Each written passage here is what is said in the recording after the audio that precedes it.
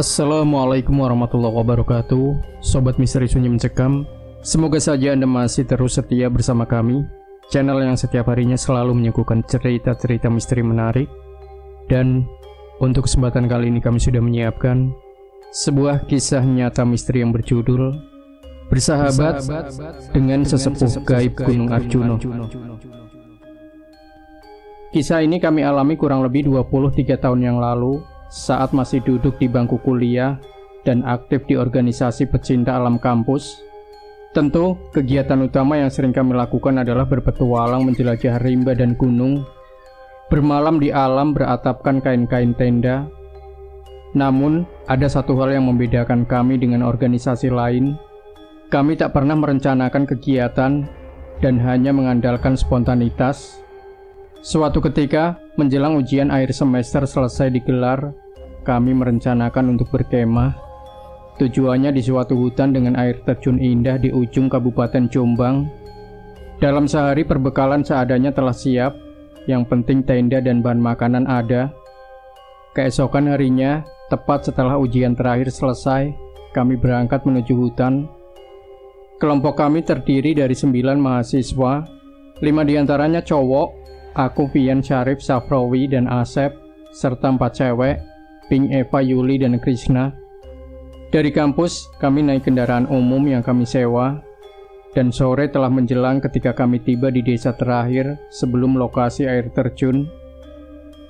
2 km memasuki hutan rimba pun kami lanjutkan dengan berjalan kaki menyusuri jalan setapak di pinggir tebing, bersisian jurang yang dalam. Dari semua peserta, hanya aku yang tahu lokasi perkemahan beserta air terjun itu. Hari sudah menjelang gelap ketika kami sampai di suatu tempat tak jauh dari sebuah pohon besar di tepi sungai yang dirasa tepat untuk mendirikan tenda. Namun, beberapa di antara kami tak setuju dan ingin berkemah di lokasi terdekat dengan air terjun. Tetapi itu tak mungkin karena air terjun berada di cerukan bukit yang sempit dan lembab. Tugas pun dibagi, ada yang mendirikan tenda dan sebagian mencari kayu untuk api unggun. Namun, sedari kami datang, di antara keremangan rimba, ada satu hal yang mengganjal hatiku. Aku merasa ada sepasang mata mengawasi kami. 2 mata yang menyala merah itu milik sesosok bertubuh bersisik, berwarna hijau kehitaman, berambut panjang melebihi mata kaki. Taring panjang di mulutnya, tampak jelas tatkala ia menyeringai melihat kami beraktivitas di senja menjelang malam itu. Sosok dari alam gaib itu sedang berdiri di salah satu cabang pohon besar, tak jauh dari tenda kami.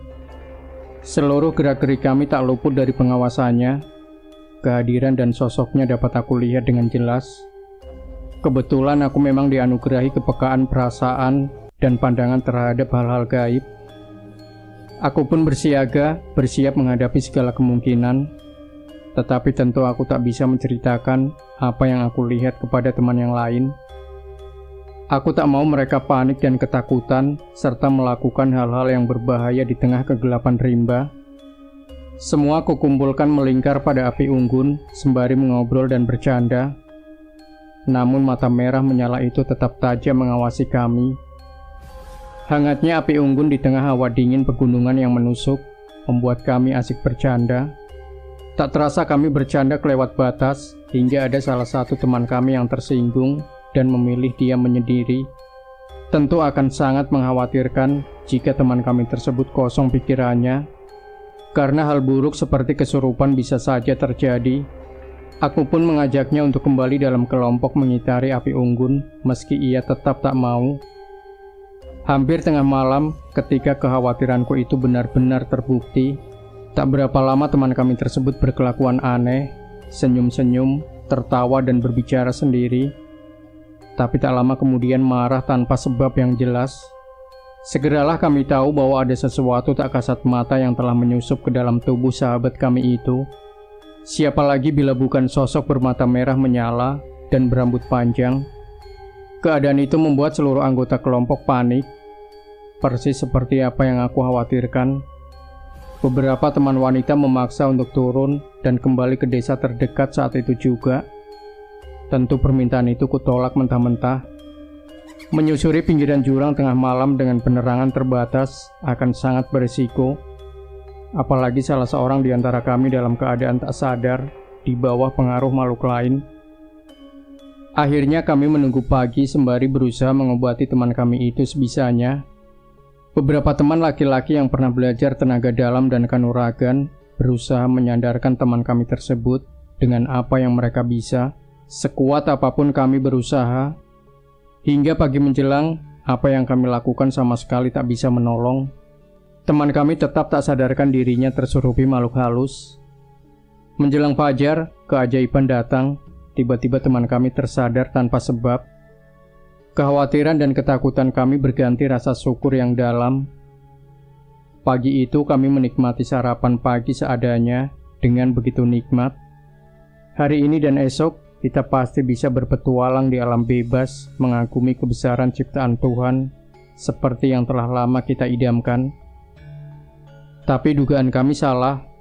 Tak lama setelah sarapan, ia kembali berbicara sendiri dan berkata bahwa tak lama lagi ayahnya akan datang menyambangi kami. Sungguh, awalnya kami hanya mengira itu hanyalah sekedar recau tanpa makna.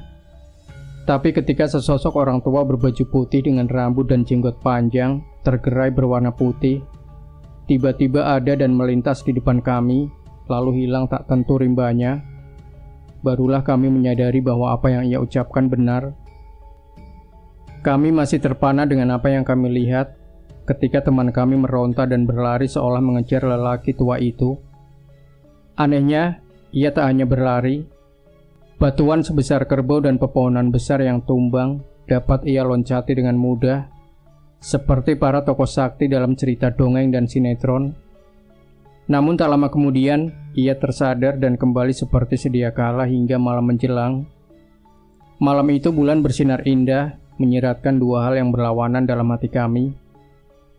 Keinginan untuk menikmati indahnya malam di tengah rimba, dan kekhawatiran jika teman kami kembali kesurupan. Dan di tengah kami menikmati indahnya bulan purnama, makhluk halus kembali merasuki teman kami, seperti malam sebelumnya. Kami pun berusaha mengobatinya, meski tetap tanpa hasil, hingga kami pun berputus asa.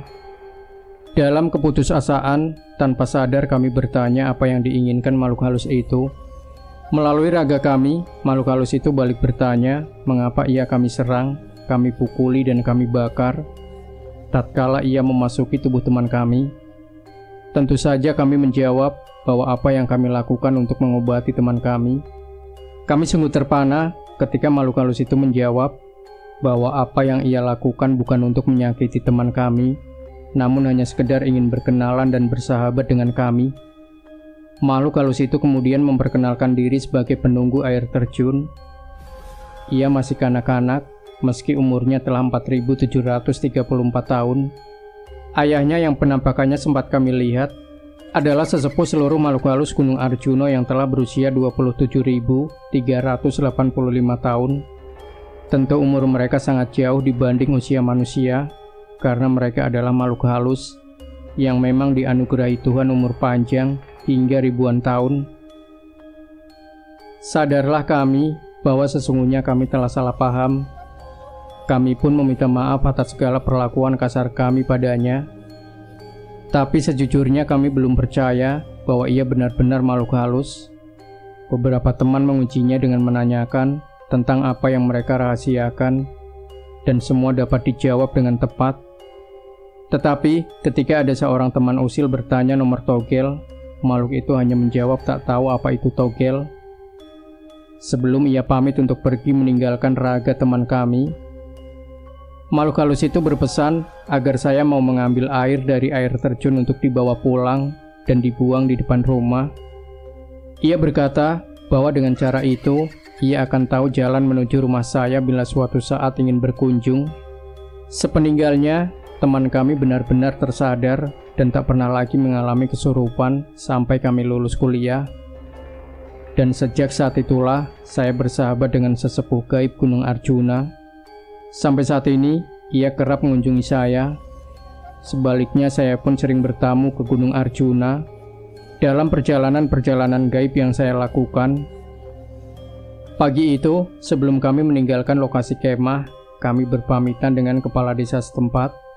Kami juga berpamitan dengan juru kunci air terjun yang ada di desa itu, sembari bercerita pengalaman gaib yang baru saja kami alami. Juru kunci tua itu tertegun lama sekali, sebelum akhirnya menjawab bahwa kami harus bersyukur, karena biasanya kerasukan seperti yang dialami teman kami akan sangat sulit, bahkan tak bisa diobati. Beberapa bulan kemudian, aku berkesempatan bertemu kembali juru kunci itu. Ia bercerita bahwa baru saja ada sekelompok mahasiswa dari kota Malang berkemah di dekat air terjun itu, dan salah satu pesertanya kesurupan. Berpuluh orang pintar dan paranormal telah didatangi, tapi tak bisa menyembuhkannya. Akhirnya gadis itu meninggal tatkala seorang ustadz berusaha menyerang makhluk halus yang mengikutinya. Mungkin ia jenglot yang pernah merasuki teman kami dulu, dan sebenarnya hanya ingin sekedar berkenalan dengan mahasiswa Malang itu.